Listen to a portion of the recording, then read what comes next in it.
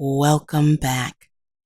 EVE Online recently announced they would be adding a free-to-play aspect to the game with alpha clones or alpha states, which are essentially permanent trial accounts. They will be limited to 5 million skill points, restricted to the character's faction. Returning players, if you don't have a subscription via either paid or plexed, will be set automatically to an alpha state. Expansions will still be free. Things that you'd expect them to do, offering such a thing. Essentially, the goal is to draw enough new people or returning players to the game, but it has to be restricting enough to encourage them to subscribe. I have made it clear that I will be checking it out at launch, and I'm excited to see Nyril because I miss her. I miss that character. But what do I really think about free-to-play? Well, I think it'll work temporarily, perhaps. While it will add players to the game, it doesn't resolve the issues that caused players to leave in the first place, which was more than the subscription fee. For example, in my situation, I didn't believe that the content that was put in the game, even though it was put in for free, was worth $14.95 a month. I was tired of expansions that, in my opinion, were more quality of life fixes that often added more broken mechanics to the game than new mechanics. The bounty system. Yeah, I'm still broken on the bounty system. Have they even fixed that yet? They talked about how this bounty system was going to be so great, but in truth, if you try to actually be a bounty hunter, the effort that it took was not worth the amount you'd actually get. It was crazy. And there's a lot of good ideas that were poorly implemented in the game.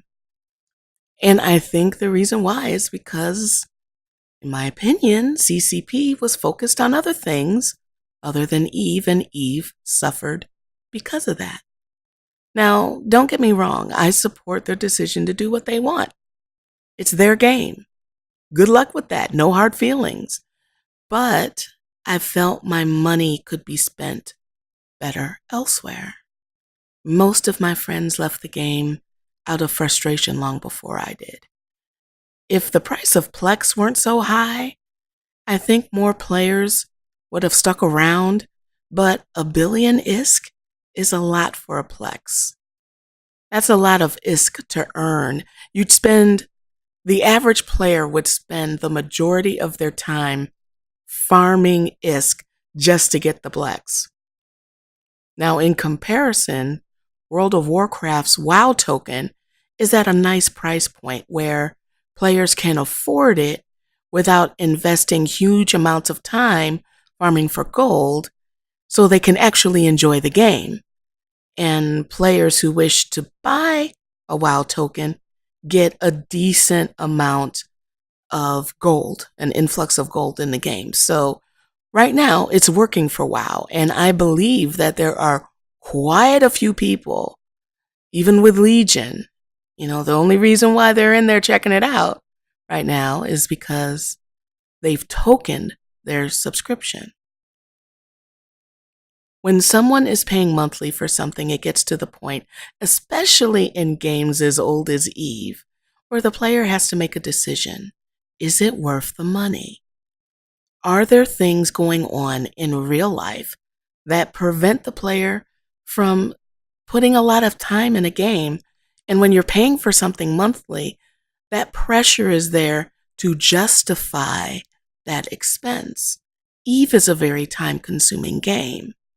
And it gets to the point where you've got enough skill points where you don't necessarily feel the need to pay $14.95 a month just to keep the skill queue going. That brings problem number 2. Returning players might find the alpha clones too restricting, going from, like a player like me, I think I had 50 million points. Okay, let's be 25 million. I'm pretty sure I have more than that. Down to 5. Come on now. Can players on Alpha Clones make enough ISK to buy, a billion ISK plex?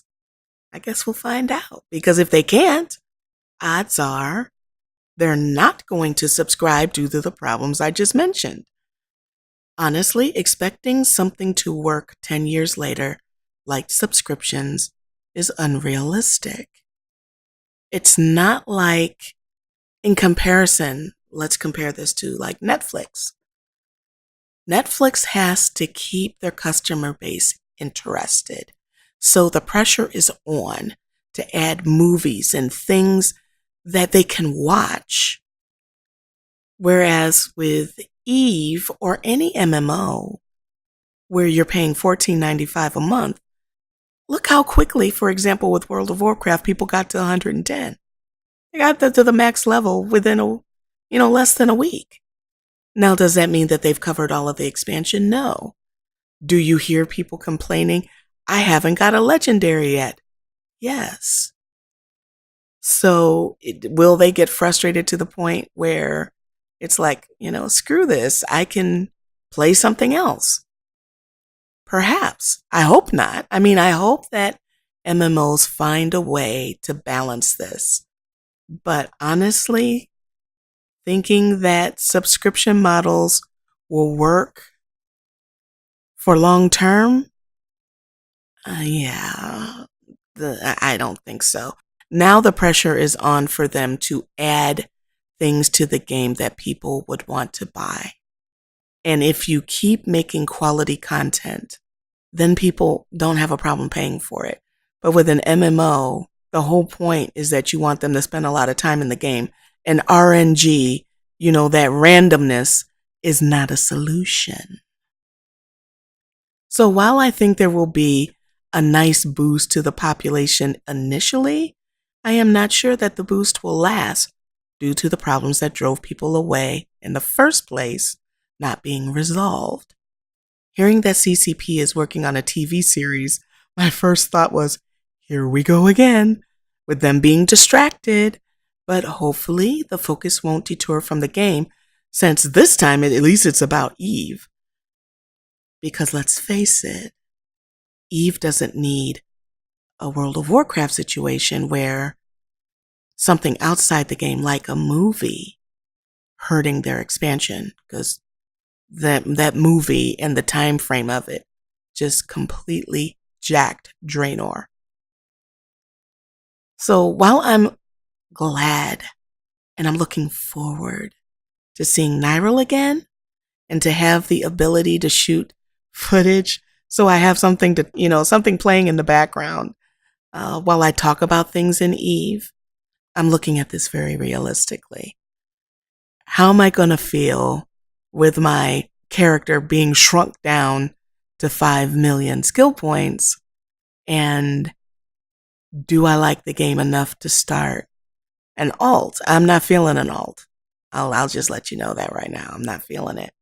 So, and then being restricted to just Mimitarships. Now, I'm all for Mimitar because that's what I usually played anyway.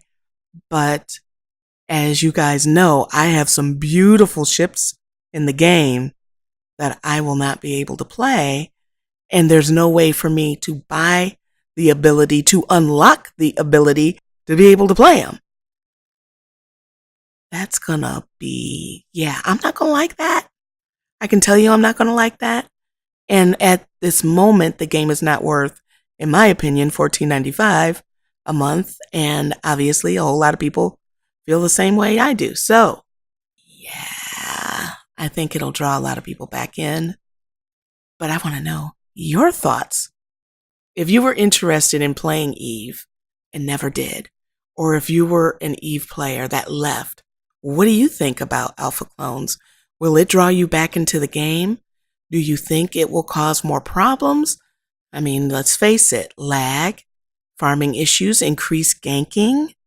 Do you think that they have thought this out well enough so that there will be no abuse? I'm putting a link in the description to the dev blog and the video But I want to know what you think. And that's it for this one. Thank you for watching, and I will see you guys in the next one, and I'll see you in Eve Online in November.